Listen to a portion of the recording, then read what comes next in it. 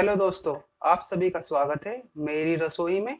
दोस्तों, लौकी, घिया और गुजराती में दूधी के नाम से जाना जाता है। आमतौर पे हर घर में इसकी सब्जी बनती है जो ज़्यादातर लोगों को पसंद नहीं आती। लेकिन आज हम लौकी में से ही बनने वाली एक लोकप्रिय सब्जी, जिसे लौकी व घिया का कोफ्ते के नाम से जाना जाता है, जो खाने में बहुत ही स्वादिष्ट और सबको पसंद आता है। दोस्तों, देर ना करते हुए आज की रेसिपी शुरू करते हैं। दोस्तों, आज की हमारी रेसिपी का नाम है घिया का कोफ्ता। दोस्तों, घिया का कोफ्ता बनाने के लिए सामग्री को अपने आवश्यकता अनुसार कम या ज्यादा भी कर सकते हैं।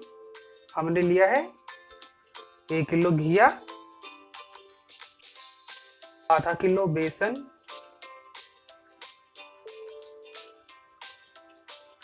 3 लीटर पानी घिया को धोने के लिए और कोफ्ता का ग्रेवी बनाने के लिए, 2 बड़े प्याज जिसको बारीक काट लें, 2 टमाटर जिसे बारीक काट लें, 2 कटोरी सरसों का तेल। दोस्तों, सरसों के तेल की जगह आप कोई सा भी तेल इस्तेमाल कर सकते हैं जो आपको अच्छा लगे। कोफ्ते को फ्राई करने के लिए धनिया पाउडर, हल्दी पाउडर, मिर्ची पाउडर,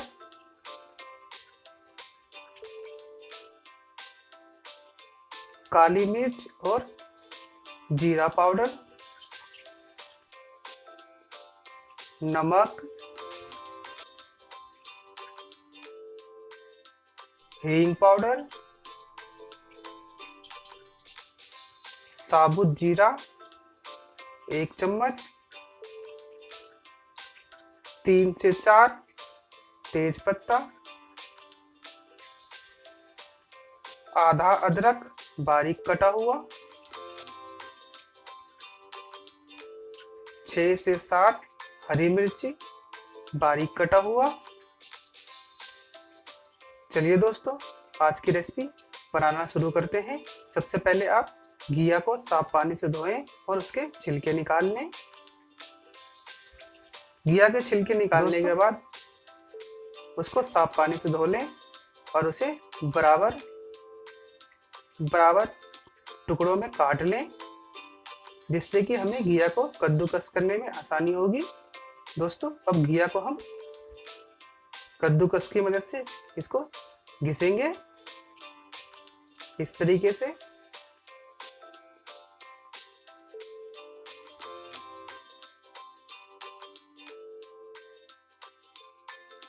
हमारा सारा घिया घिस गया है।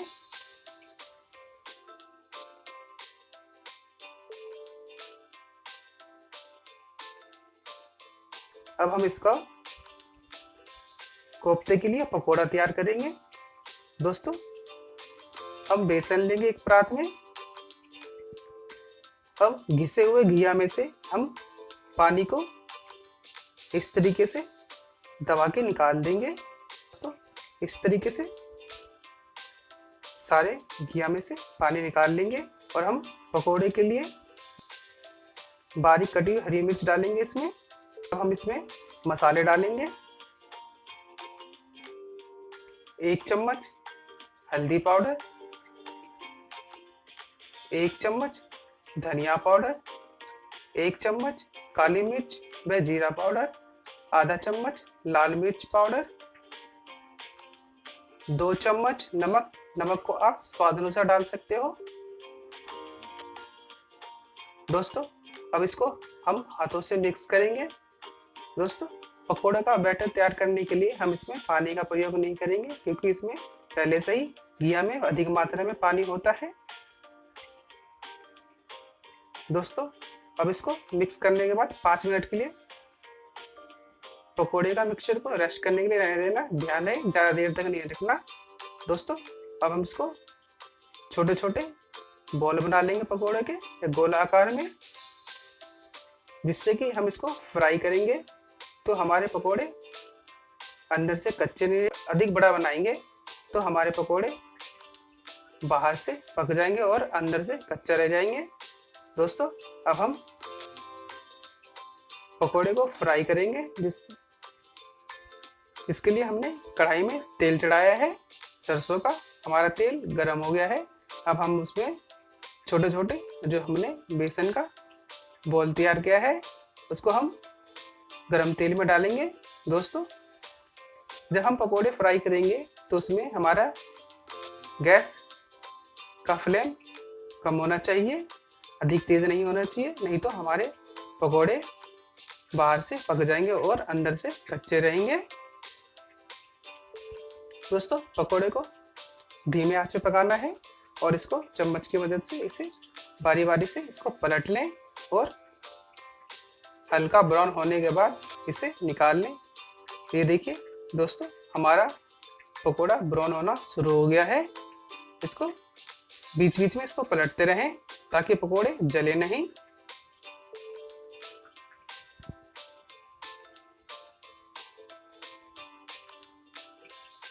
दोस्तों हमारा पकोड़ा ये देखिए बन गया है। अब हम इसको तेल से बाहर निकाल लेंगे।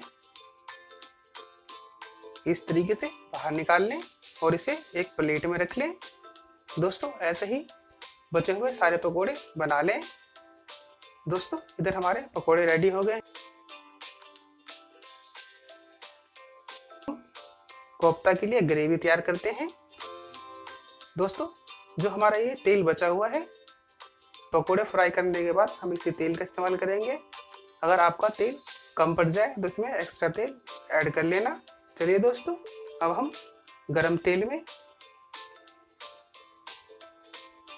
3 तेज पत्ता डालते हैं। दोस्तों हमारा तेज पत्ता ब्राउन हो गया है। अब इसमें 1 छोटा चम्मच साबुत जीरा डालेंगे। जब हमारा जीरा ब्राउन हो जाए तो इसमें बारीक कटे हुए अदरक डालेंगे। दोस्तों अब इसमें हम बारीक कटे हुए प्याज डालेंगे और बारीक कटी हुई हरी मिर्च। प्याज को डालने के बाद हम हल्का ब्राउन होने तक प्याज को हम भून लेंगे। दोस्तों हमारा प्याज ब्राउन हो गया है। अब हम इसमें बारीक कटे हुए टमाटर को डालेंगे और इसको भी अच्छी तरह से भून लेंगे।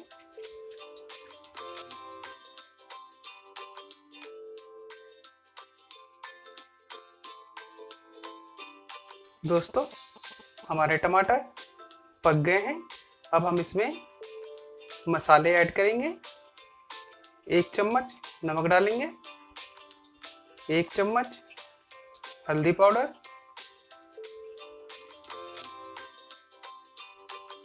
3 चम्मच धनिया पाउडर,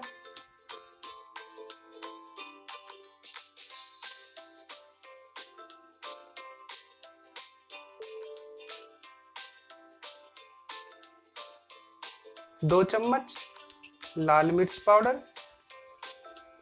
दोस्तों अब इसको मिक्स करेंगे।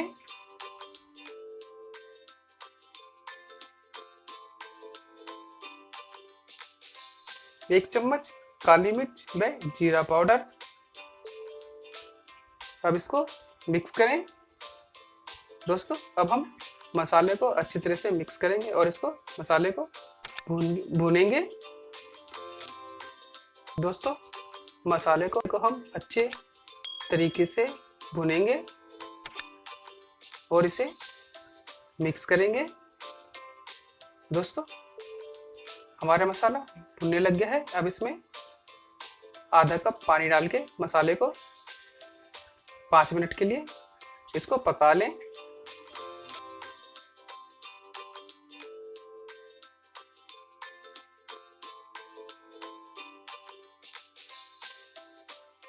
ये देखिए हमारे मसाले में कलर आना शुरू हो गया है।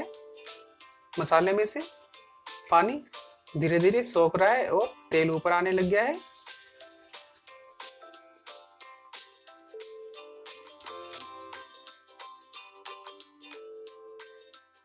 दोस्तों अब इस मसाले में 1 चुटकी हींग पाउडर डालेंगे। और इसको अच्छे तरीके से इसे मिक्स करें।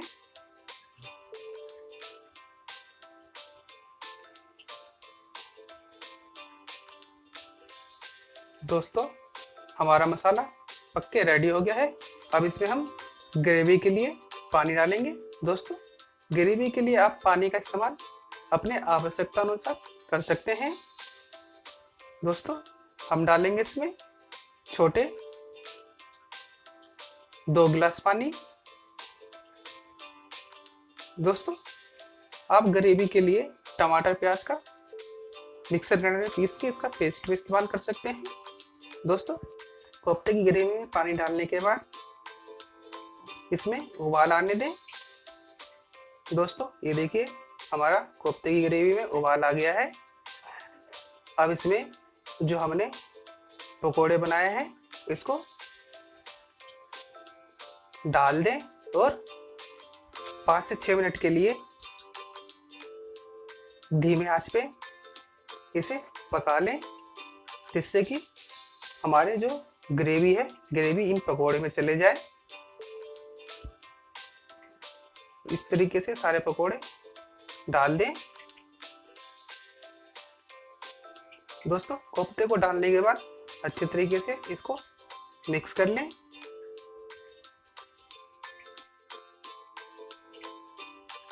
कलर देखिए धीमे आंच पे जो पक रहा है।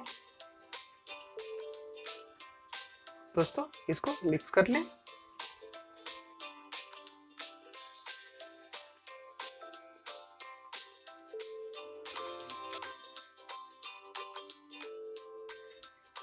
ये देखिए हमारा कोफ्ता बनके रेडी हो गया है। दोस्तों अगर आप चाहे तो इसमें बारीक कटे हुए धनिया पत्ता का इस्तेमाल कर सकते हैं और इसमें डाल सकते हैं। दोस्तों हमने इसका प्रयोग नहीं किया है। ये देखिए हमारा कोफ्ता बनके रेडी हो गया है। अब हम इसको एक कटोरी में सर्व कर लेंगे।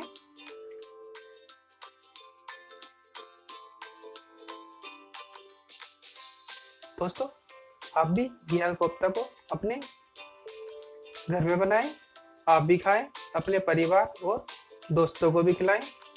दोस्तों आज की हमारी रेसिपी घिया का कोफ्ता आपको कैसे लगी ये हमें कमेंट करके ज़रूर बताएं। और रेसिपी आपको अच्छी लगी तो हमारे वीडियो को लाइक ज़रूर करें और आने वाले वीडियो के लिए हमारे चैनल को सब्सक्राइब जरूर करेंगे।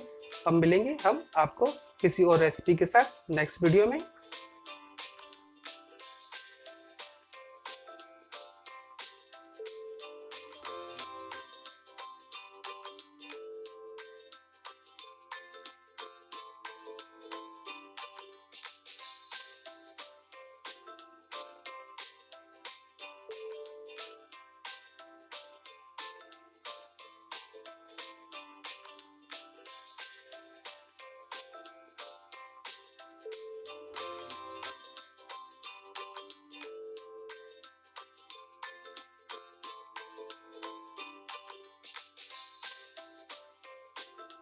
सब्सक्राइब करें हमारा चैनल मेरी रसोई को।